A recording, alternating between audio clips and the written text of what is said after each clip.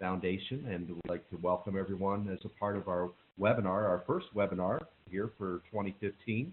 And we're just so thankful that each and every one of you have come to be with us. And so as we begin this morning, we'd like to open up with a word of prayer. Dear Heavenly Father, we lift your name. Many of us are in cold places this season here, and we just are warmed by your presence in our lives, and each person who has been a part of this organization as well as on participating on this webinar here today. And we just lift you up today and ask for you to be ever present among us as we share these important thoughts that you have given to us here today. In Jesus' name we pray. Amen. We entitled this webinar 10 Action Steps to a Successful Financial and Estate Plan in 2015. We all come to this point of the year, and many of us are setting our New Year's goals and resolutions. And we thought, hey, it's a great time to think about not only being physically fit, but financially fit. And so the topic here is really helpful. And procrastination, as we shared, is really enemy number one as I've worked with people over the years.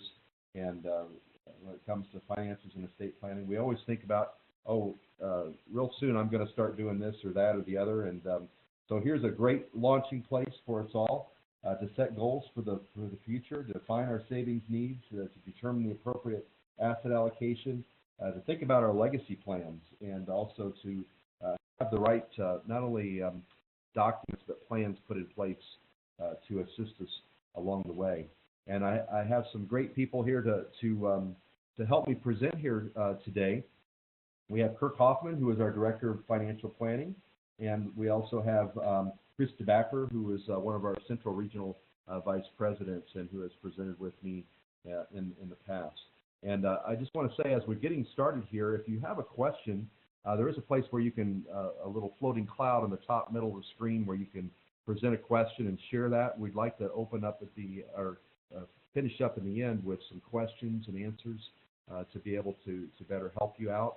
And so we just encourage you to send in your questions, and then we'll do our best. And if we can't address them all during the session, what we'll do is we'll get back with you individually to make sure that you get an answer to your question that you presented here today. So you get an idea. Of those of you who have not seen us, there's our pictures, and we hope that doesn't discourage you from attending the rest of the webinar.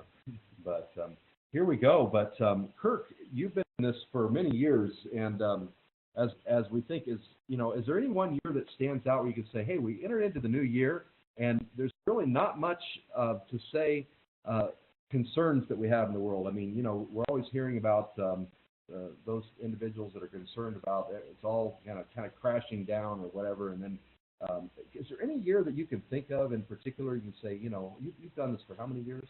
29 years, and in that time, I can't think of any year that we didn't have concerns or issues that people were worried about. So whether it's Russia or China or whatever the flavor is, there's always something out there. Always something on the horizon, yeah.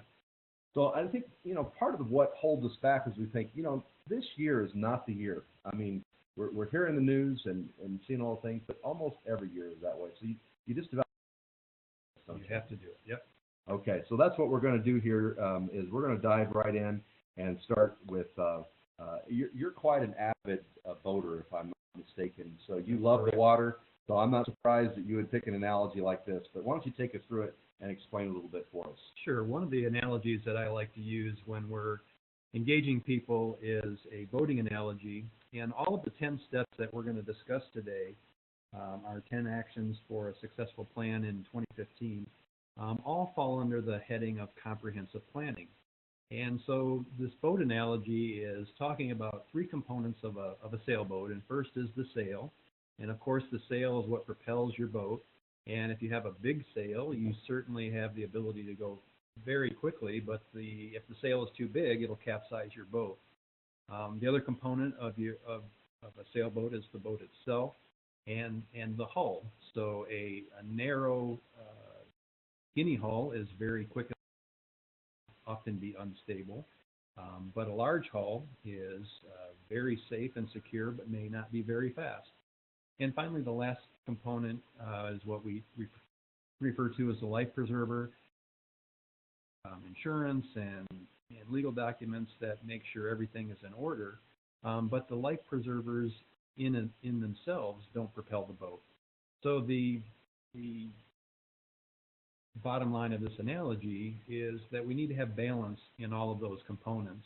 And the 10 steps that we're going to be discussing today are components in a comprehensive plan. And the idea is to have good balance in all of those areas. So the things we're going to be talking about coming up are really maintaining your financial security. We're going to be discussing taxes and things that disrupt income, like disability, the fear that we all have about living our income, and ultimately what happens to the assets that have been entrusted to us when we pass away.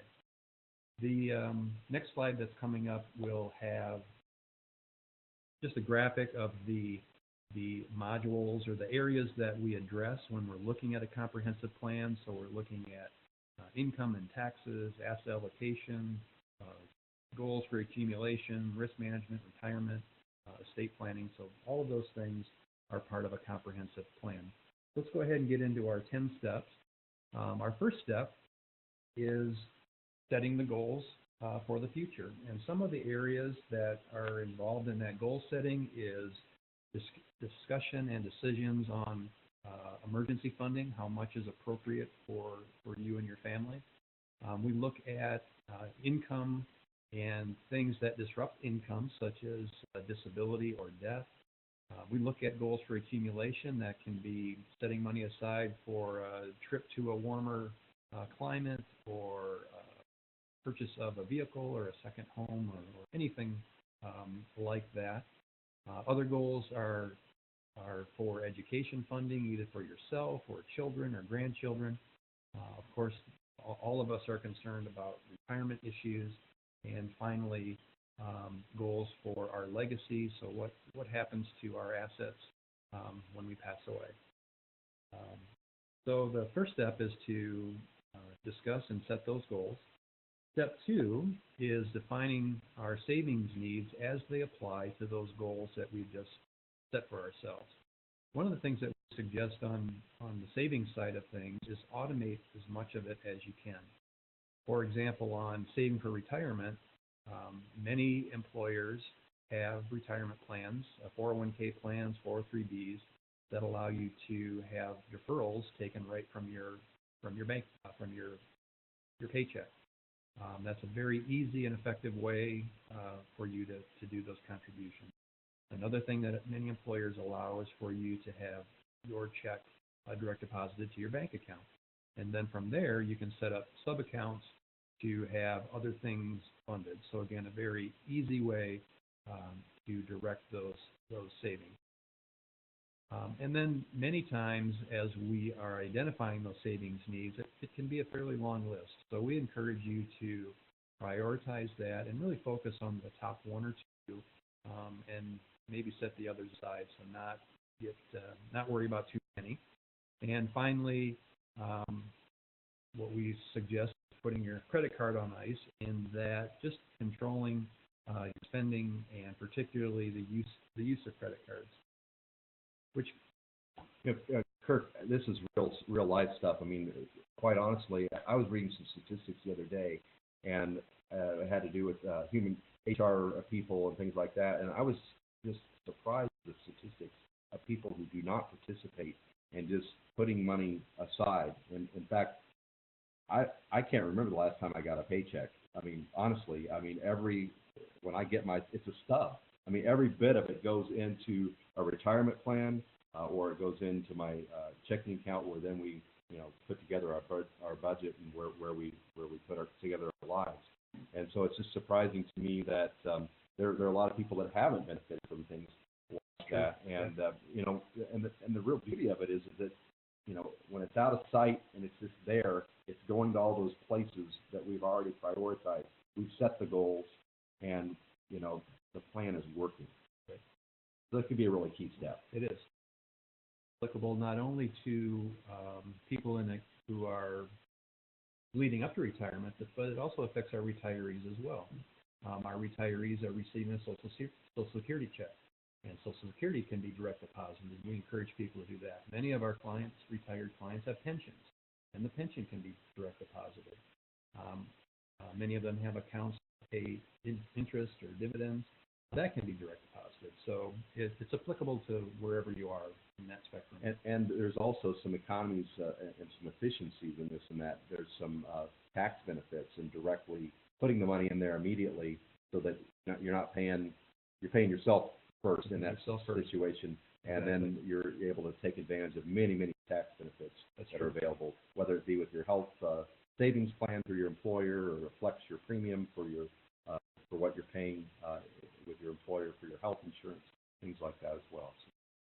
Yep, exactly. So our next step, now that we've defined our goals and we want to get some savings aside, we need to find out where those savings dollars are going to come from, and the most effective way to do that is to establish your budget. And there are many ways that you can do that. You can do the envelope system. There are many websites that allow you to establish a budget, different software packages.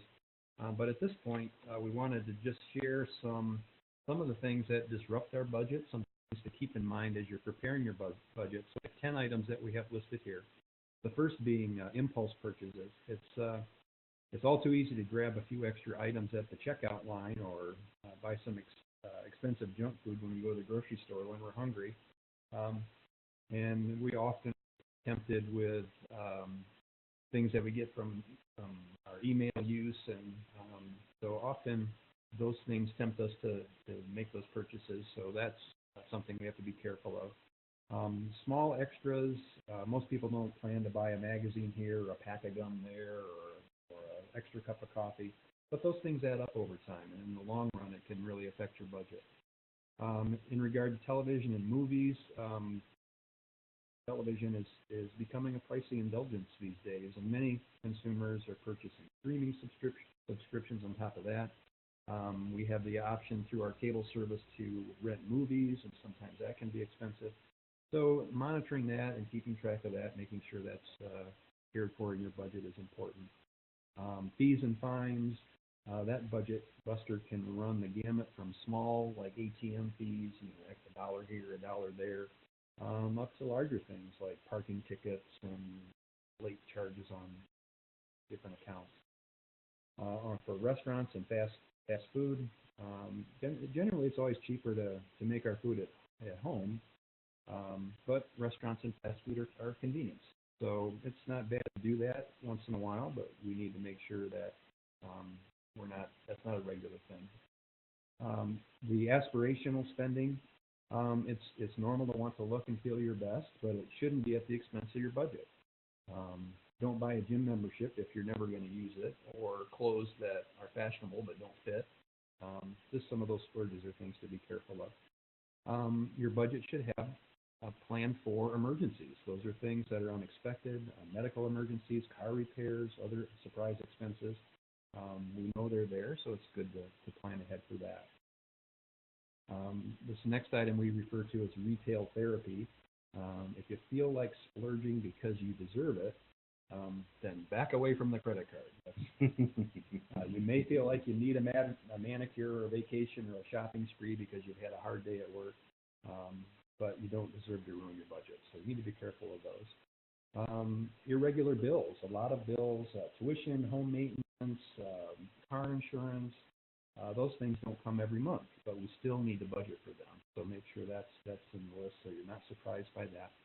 And finally, we need to be careful of potential bad habits or, quote, addictions. So there are things that maybe we do that we need to really take a hard look at and decide whether that's really appropriate for our budget. Is it money that's well spent? You know what I like about the budgeting thing here, Kirk, and what you're sharing here, it just comes to mind of all the people I've met with over the years, and even myself personally.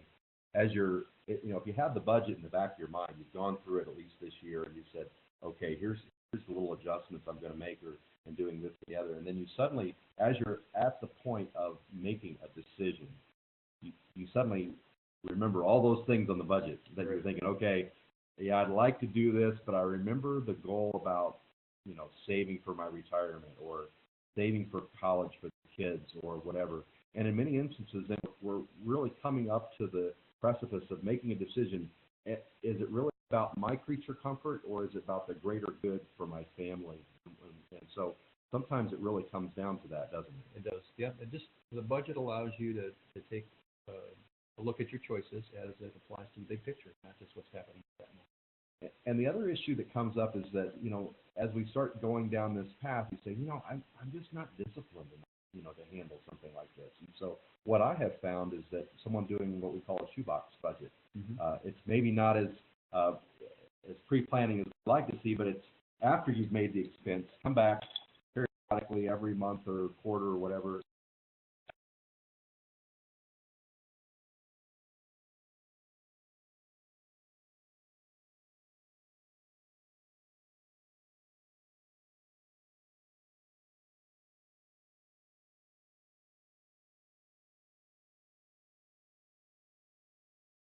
It does. Yep. Step 4 is to have adequate insurance, and and appropriate insurance, and that deals with a number of areas. One category we refer to as general insurance, which is your homeowners and your auto insurance, your liability insurance. Those are things to take a look at as far as what's covered, the type of coverage, deductibles and co-pays. On the auto insurance, the age of the car, at some point, full insurance is inappropriate on a car if it's old and not worth a whole lot. An area that we often see people are underinsured is the liability, the overall liability coverage.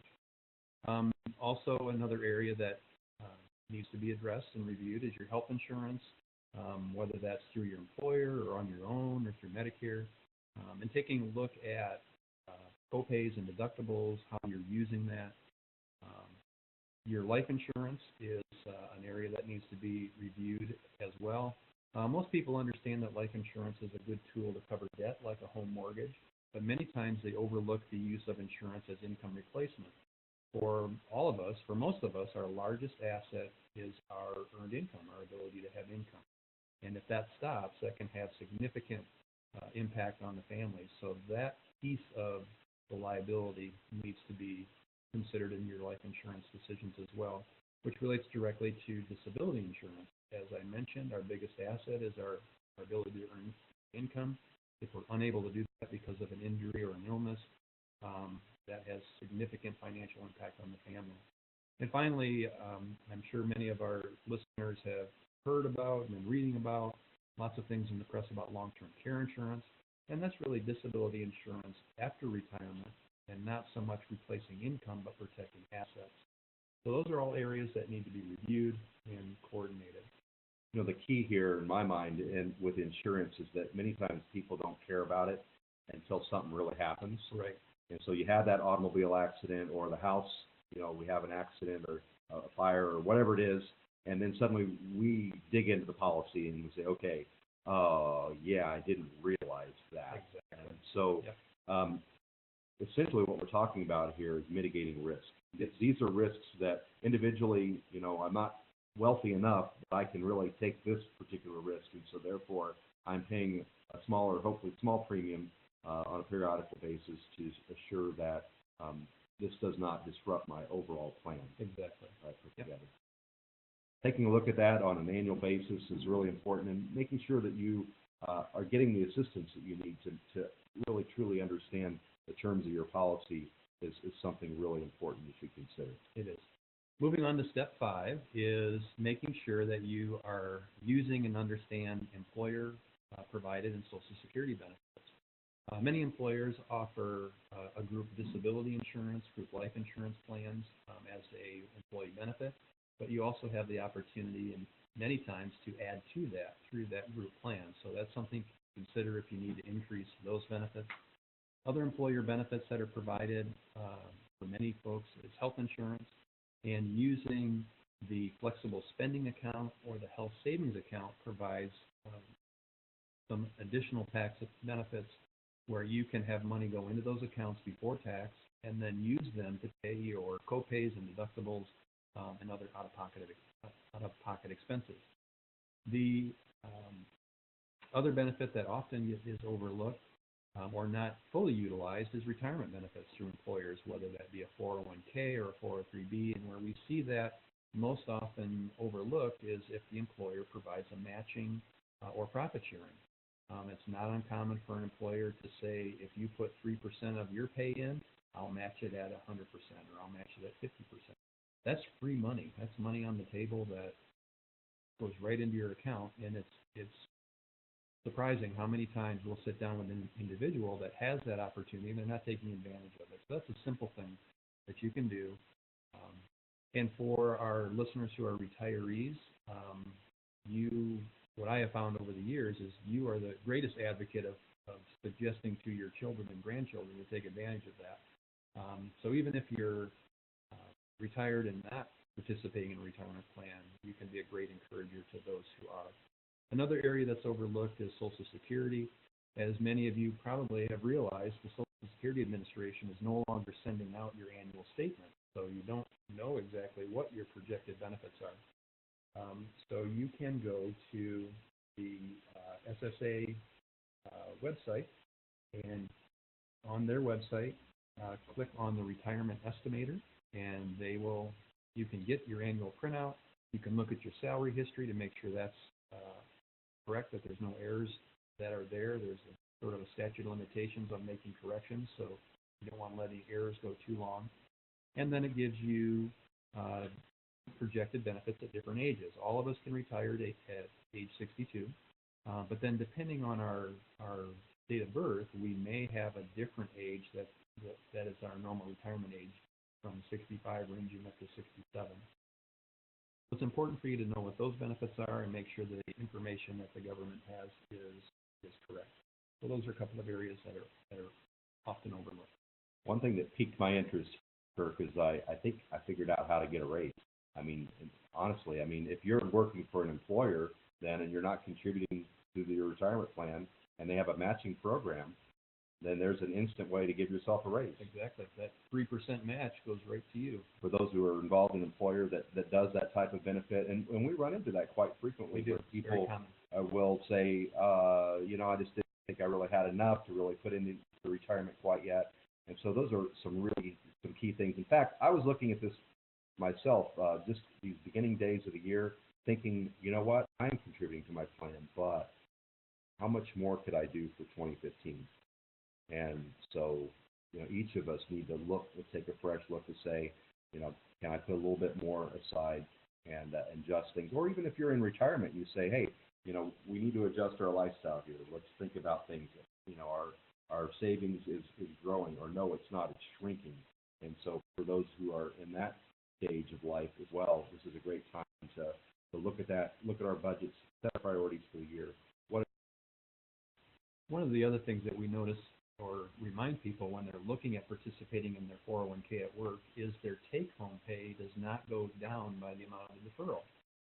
Because it's coming out before tax, they may indicate that they're going to withhold $100 per pay, and then they're often surprised. They're expecting their pay to go down by $100. Well, it only goes down by $70 or $75. So it's that tax saving has some immediate impact as well as long-term impact. Doesn't hurt as much as you think. It doesn't hurt as much as you think. Moving on to step 6. So now we've gone through the previous steps. We've set some goals. We've talked about savings. We're setting money aside. And a critical component is, now that we're setting those dollars aside, how are they invested? How are they allocated? So asset allocation is very important. It's really looking at how we've invested in these 3 general categories of stocks, bonds, or cash. And there's a couple of ways that we look at allocation. One is, in doing your planning, you generally have a required rate of return. So to make the math work, to retire on the amount I want, I have to get X%. So we know pretty well what type of investment mix is most likely to have that type of rate of return. So that's one measure. The second measure is more emotional and how we feel about risk and volatility. And as we talked about at the very beginning of the webinar, balance is important. So we need to strike a balance between what the required rate of return is and what your comfort level is. And that's an ongoing give and take. So that's an important component that's part of our step 6 is in planning for 2015. I'm getting the feeling here, Kirk, that this is an area you spend a lot of your time in. In fact, I was reading a statistic the other day. It was talking about the fact that 92% of good financial planning is having the right asset allocation, which is coming right back to the goal for an individual where they're at. Help us understand that a little bit more. I mean, is that true? That is true. And that allocation, or how it's allocation, drives everything as far as the plan is concerned. And over the years, I have found that understanding your asset allocation and having a target allows me to help people deal with two very extreme emotions, and those are greed and fear. And what we often have happen when things are going really well, people tend to want to be more aggressive. Boy, I heard this .com stock is doing great. I want a bunch of that. And so in good periods, we have a natural tendency to be more aggressive than we ought to be. And the flip side is true when things are not going so well. 2008 is an example where people are fearful and they want to put it in their mattress or put it in their savings account, and that's not a good choice either. So having the asset allocation in place and something you can follow really allows us to help you navigate through those good times and bad times to keep you from getting greedy or being too. I guess there's just one other final thing that's really important to us as Christians. We think about, what are those investments? What can I do to abstain as much as possible from alcohol, tobacco, gambling, pornography, abortion? And that's something else that you spend your time looking at and digging into as well, I'm guessing. It is, yep. So many of the investment accounts that we work with our clients are screened for those types of things. So as you heard in the audio while you're waiting for us to come on, we do all of our work from a Christian stewardship perspective. Great. Well, Chris, it's time for you and I to dialogue for just a few minutes here, and we're going to talk a little bit about casting a vision for legacy. And in fact, what we're really talking about is our basic core values and our beliefs as Christians. And even, as a general public, I remember reading the book, The Millionaire Next Door, some years back, and it was really a great illustration of the fact that, having a vested interest in the earnings that are there, whether it's from a business or your day in, day out earnings, and really having a vision for that and knowing where you're going is really, really key. And hopefully we all know we're heavenward bound, and that's where it's all what it's all about. But help us understand a little bit about casting a vision for legacy. Yeah, I think if you do a really good job of implementing what Kirk was just talking about, taking those first 6 steps and working with a professional like Kirk, job of saving and investing and properly allocating those investments, you're probably going to be in a position where you've been able to achieve all of your goals. So that is saving enough money for the short-term goals, buying a home, buying a car, those kinds of things, saving enough money to have your kids go to school, the schools that they would want to go to, and then ultimately knowing that you've got enough money in retirement. And then I think once you've realized all of that through a proper plan, then you can start thinking about, now what do I do with those dollars that are going to be left over? And sometimes, and I think a lot of times, you want to leave some of those dollars to your children and help them with their goals, but oftentimes leaving too much money to children can be a burden. And so then you start thinking, well, what are the kinds of things that I want to be remembered for, and what kind of things are really important? Why do I get up in the morning? What is my heart beating for? What am I passionate about? And those are the things when it gets really fun to be able to share with your family and talk with your family about those kinds of things that are going to have an eternal significance. And I think this verse in Matthew really breaks it down for us and really gives us, keeps an eye on the future, where it says, don't store up for yourselves treasures on earth where moth and rust destroy and where thieves break in and steal, but store up for yourselves treasures in heaven where neither moth nor rust destroys and where thieves do not break in or steal. For where your treasure is, that's where your heart is also. So being able to share some of those things that you're passionate about with your family is a great next step. That's great, Chris. And really, now take the next step into this, and that what are you really talking about? I mean, typically you think about making a gift and you say, okay, which is, pretty traditional. You make a gift and it's yours today, but it's in the ministry, so it's not yours anymore. And so, but there really are some blended ways of making gifts, and really quite interesting. Yeah, the next thing then, I mean, you can have this great vision, but unless you actually, that's kind of like walking, or I'm sorry, you're talking the talk there, but this next step is really walking the walk. So you've laid out your vision, and now it's actually putting a plan in place, actually taking some of the tools that are available to you and really doing something significant for ministry. And like you said, I think a lot of times we think that a gift that we're making, or the only kind of gift is when the offering plates, for instance, are passed at church and I put my gift in, and it's certainly an important thing to incorporate into your budget, like Kirk was sharing in step number 3. We probably want to even have a line item in our budget that we hold ourselves to and say, this is how much I can give each and every month out of my income. But then there's above and beyond that. What else can I? There's some assets that we consider in the tax world, or as far as taxes go, bad assets, and then there's some good assets. And there's some ways, there's some tools that we can, dig into a little bit deeper at an appropriate time. But there's some tools that we can take these bad assets and turn them into some pretty good assets. In a lot of ways, sometimes assets that are going to return an income to you, help you avoid some of the taxes that might be payable on all those outright, or just hold on to those assets. So there's really a lot of things that you can do if your heart is passionate for a certain ministry or charity. It's great to be able to look at some of those things that you've accumulated and identify how those might be used to support that charity or ministry. Chris, you make me remember this in December here, a month ago, we had a family that we were working with, and that they were doing this almost a model scenario here, in that they were really passionate about higher education. And as a part of their passion for higher education, not only did mom and dad, start to put this together, but they included their children, they included their parents, which would be grandparents, and each one of them came together and said, you know what, we all want to do something very significant here, and they created a fund to help provide scholarships. And it doesn't take very much to do something like that, but just to see, you got the grandchildren as well as the grandparents, the whole spectrum of people involved in saying, you know what, this is who we are. This is our mission. This is our vision as a family. This is what we want to have accomplished.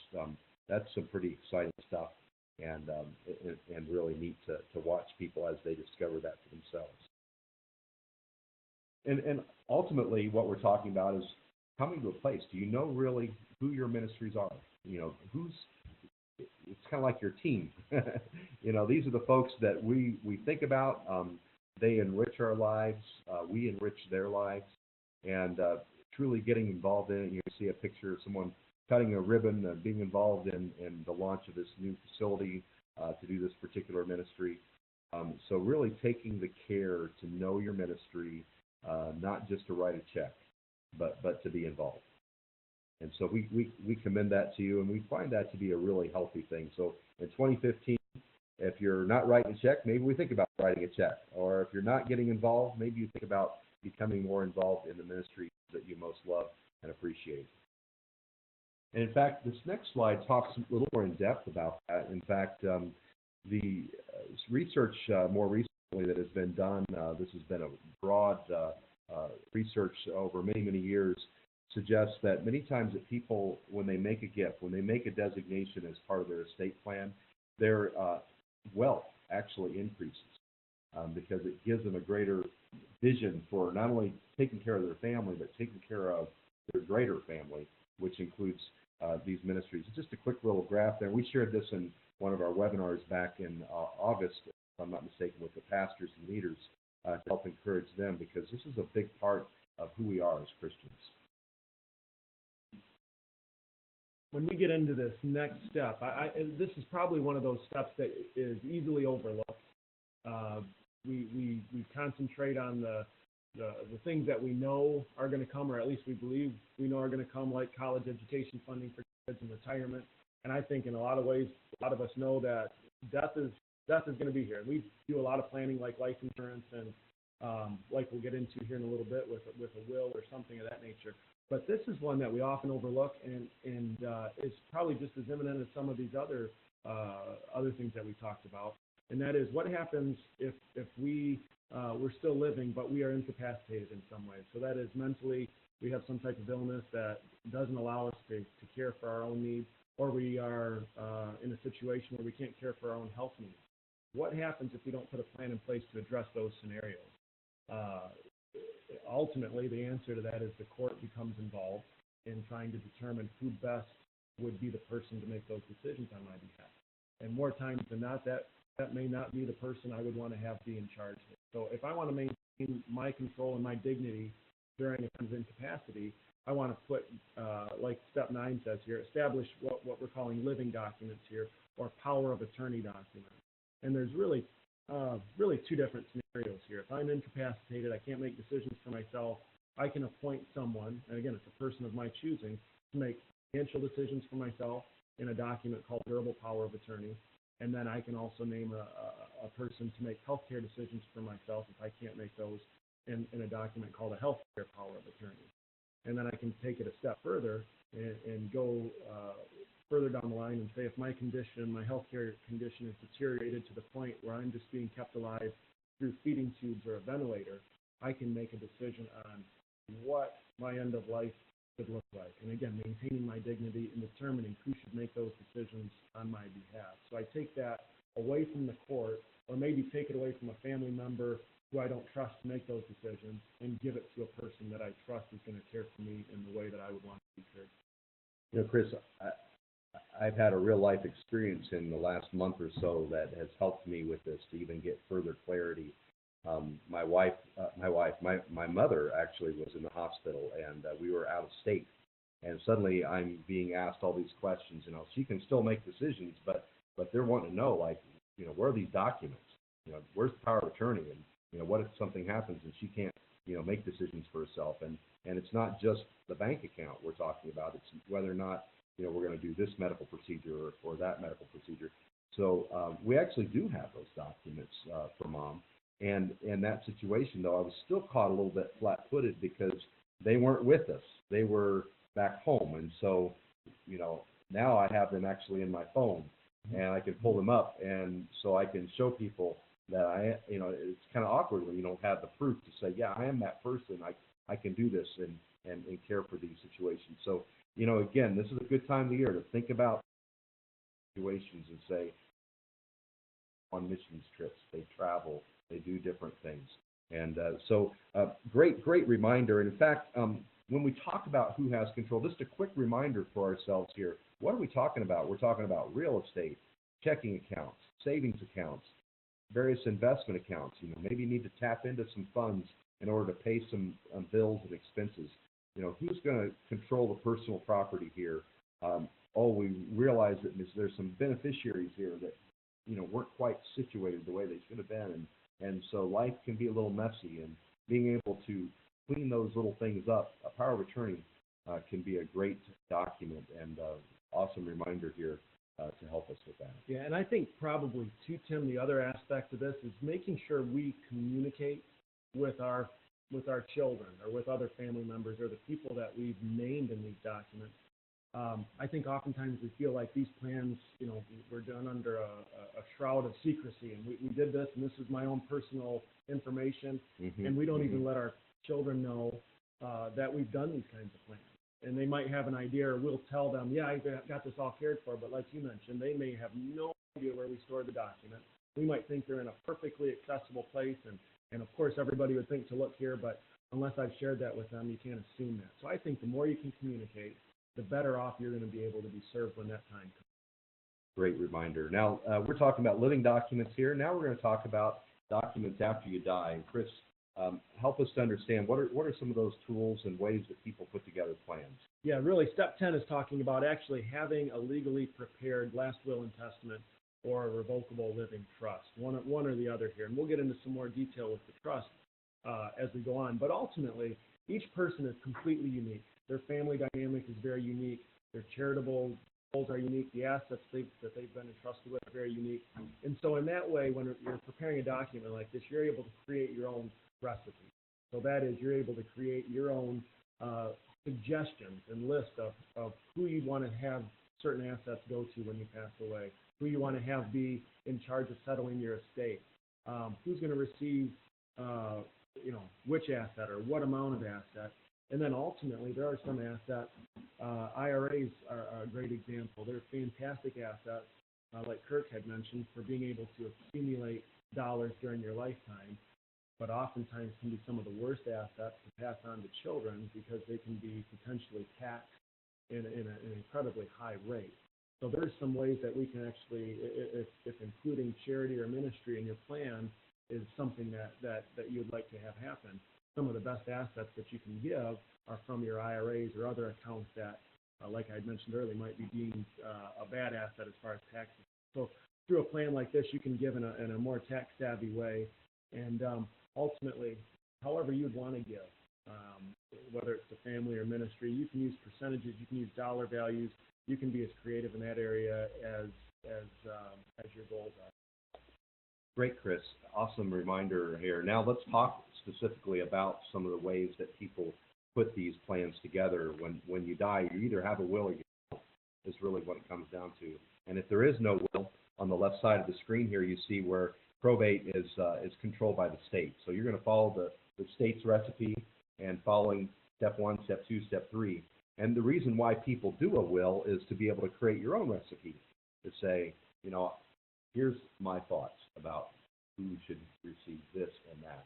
And many times it can be the little things that give us the biggest concern or problem as people are settling estates. Maybe it was the Purple Heart that was awarded during World War II, or and the value of that probably fairly small, but the significance of that is huge. And so having all those little details cared for in a document that provides some guidance to the family is so key. But then becomes some of the more complex issues as there are various contracts that you can be engaged in, such as joint tenancy and life insurance and retirement plans. And these all have designated beneficiaries, which are wonderful things. But the concern that we run into there is, what if the will says one thing and the beneficiary designation says something different? So to make sure that those two things align with each other, and that the plan is holistic in taking into consideration. And like you said earlier, using the IRAs. I've seen plans where people said, hey, let's give the IRA to the kids, and then let's give this cash to ministry. That's completely opposite from a tax perspective as to how someone would normally want to put together an efficient estate plan. So at least having the dialogue with the family to say, if that's what you want, we can do it, but maybe there's a more tax efficient way. Should we consider that or give consideration to it? And so, again, having these documents written in a way that they are congruent with each other. Now, Chris, why don't you take us to the next step? It can be a little more complex, but it's really helpful for people to understand how a living trust would be played out in a scenario like this. Yeah, and on the right-hand side here, you're going to see a lot of things, Tim, that are going to trump or come before probate law. Okay, so if you have any of these things inside of this contract on the right-hand side, all of those things take precedent over probate. Now, another example of this contract law is something called a revocable living trust. And a revocable living trust is nothing more than a legal document, a contract that you enter into by signing this, and you're saying, I want to have these things all done. Very similar in a lot of ways to a last will and testament. As a matter of fact, if you were to lay a will and a trust down side by side on the table, they're going to look very similar. They're going to contain a lot of the same provisions. The only difference is how the court perceives one versus the other, how they use one versus the other. In a revocable living trust, you are, if you're married, you are listed with your spouse as joint trustees. So that means you have full control over everything in this trust, over the trust itself. Nothing changes as far as the control that you have with your assets. Now, the great thing with this is once you've decided, I no longer want to have that control. Maybe I've reached a certain point in my life where I just don't want to care for my assets any longer, or I'm incapacitated. I legally can't care for my assets, or I've passed away and obviously no longer have the ability to care for my assets. While you prepared this trust, you were able to name successor trustees. So those are the people who are now going to come after you who are going to be able to take your trust now and pick it up where you left off and follow those instructions on what you want to have done with certain assets and how you want to have things distributed. So those are the people that are going to be in control when you no longer have that control. The important thing to know, and maybe there's some of you right now that have a trust and you've got these documents in place and you're saying, well, I've got that all done, crossed it off my list. One of the most important things, most important aspects of making sure your trust works and that all these assets can be distributed according to what your trust states is that all of your assets have the trust name in some way, shape, or form on them. How do I know, Tim, that you own if I were to look at your assets, how would I know that you own your savings? It'd probably be because your name is on it, right? If your name is on an account, I can pretty much be assured that you're the one who owns it. Well, if you want your trust to own certain assets or be in control of certain assets, you want to make sure that your trust name appears as the owner of that asset. Again, it doesn't change the control that you have over the asset because you are the you are the trustee of that trust, so you still have all the control over those assets. But really, you're just owning those assets now through the trust. So really an important aspect of this is making sure that your trust name is the owner of an asset, or in the case of an IRA or life insurance or some other tool that has a beneficiary arrangement, you want to name that trust as a beneficiary at some point. If you ever had questions, you could just ask your financial advisor, and I'm sure that they would be able to help you, step through some of those types of questions, because really the ownership and beneficiary are so critical, whether you're living or whether you passed away.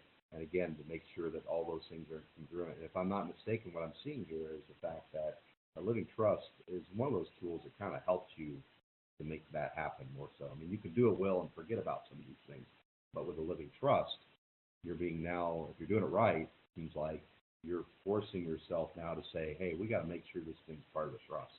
Yeah. Which is, I think, one of the number one weaknesses of a trust is that people don't do that. Right. And they assume once the document's prepared and it's signed, they can kind of put that away and say, wow, I got that one. I got step 10 checked off my list. But really, once the document's written, the work really begins and you're making sure you get all your stuff in the trust.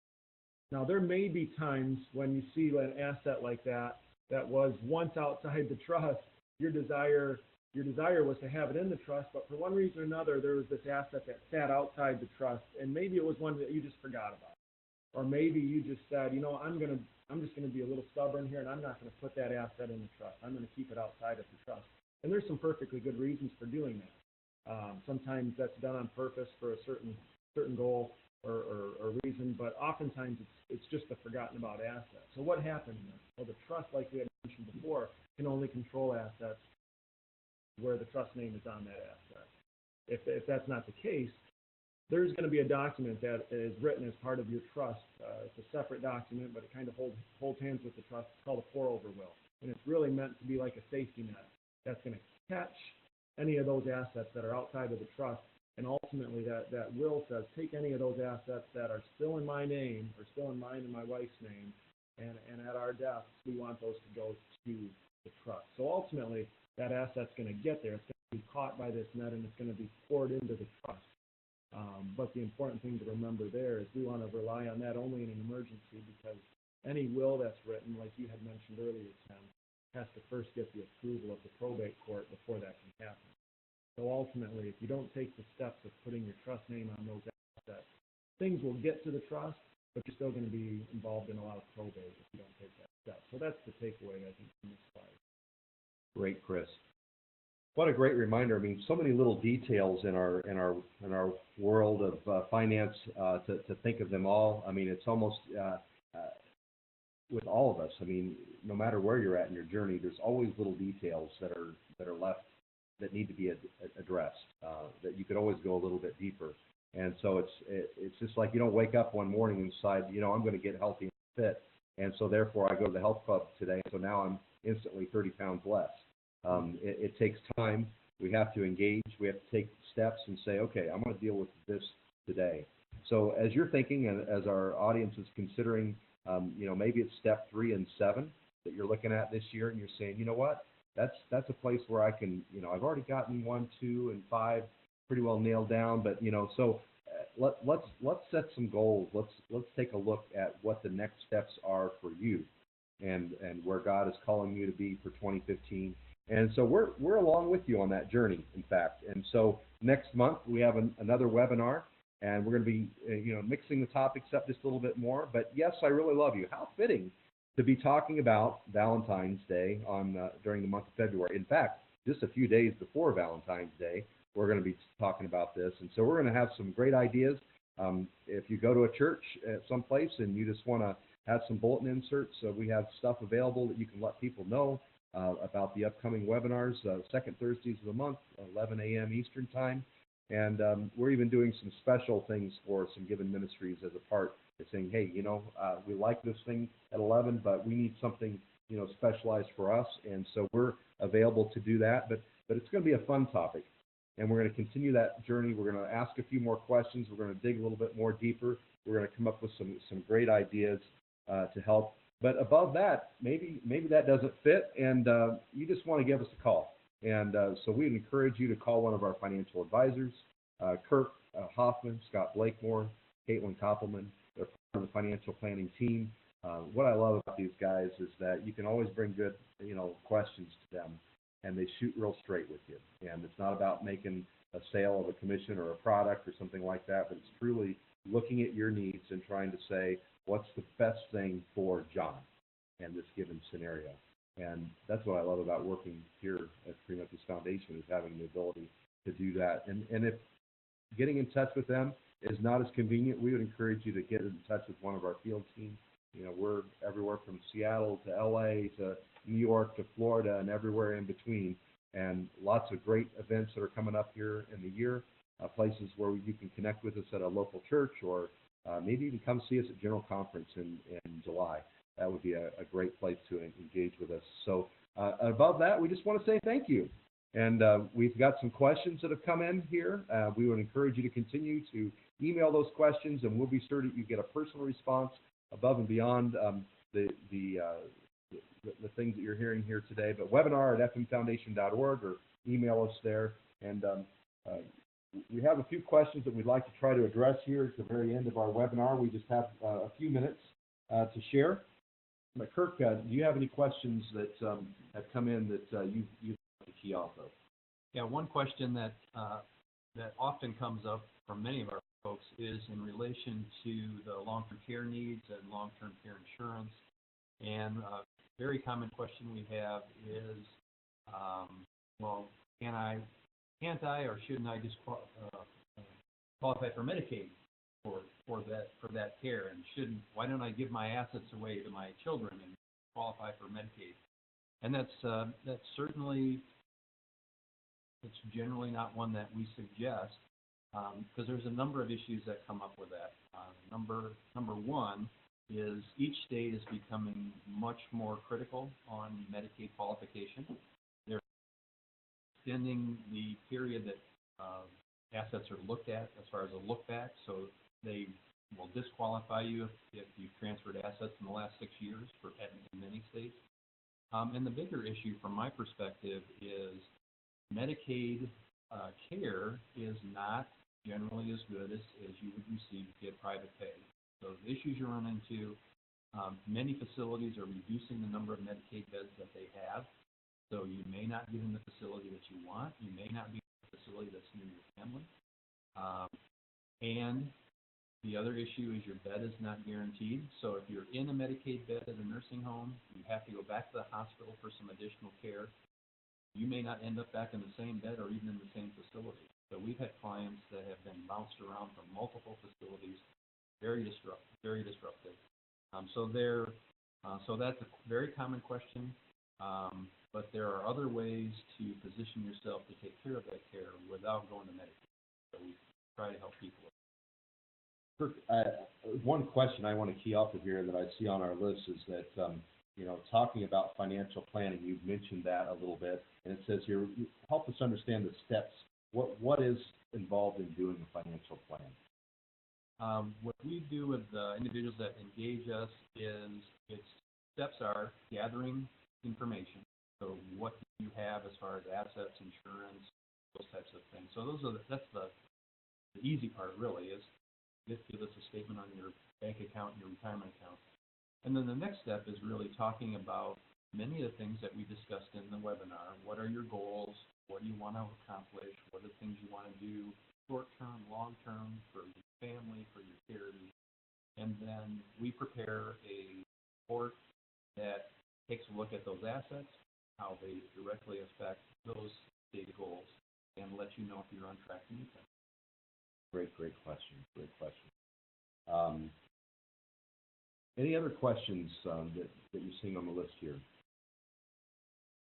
One of the questions is in relation to wills and trust and how those work together. And so the question is, if I have a trust, do I need a will? So do you want to address that, Tim? Great question. You know, many times when an attorney does write a trust, it's almost an automatic that there's a will that's put in part of the plan, because people live messy lives and they may just forget about an asset. And so as much as you like to say that everything's in my trust, you never can really fully assure that. You can come close, but never really fully assure that. So one of the things that the attorneys commonly do is they go ahead and do the will as a part of that. And a trust has some similarities to power of attorney as well. And so you might say, well, why do I need a power of attorney if I already have a trust that says who's in control of everything? And so again, having that power of attorney there as a part of the plan helps to say, okay, if Johnny didn't fund his trust, now we have a power of attorney that gives someone the power to fund Johnny's trust. And so these companion documents are really important, and to make sure that they're written in such a way that they work together. Our time is up, and it's been really great to be with you. We'd encourage you again, if you have further questions, those of you who have questions that have not been addressed, we will get back to you. But webinar@fmfoundation.org, webinar@fmfoundation.org. Please engage with us, and please also put down the second Thursday in February. We look forward to having you be a part of that and just taking the next step into 2015. Thanks again for everyone for being a part of the webinar. On behalf of Chris and Kirk and our whole team here at the Free Methodist Foundation, we're so pleased to be able to serve you in this way. Have a good day.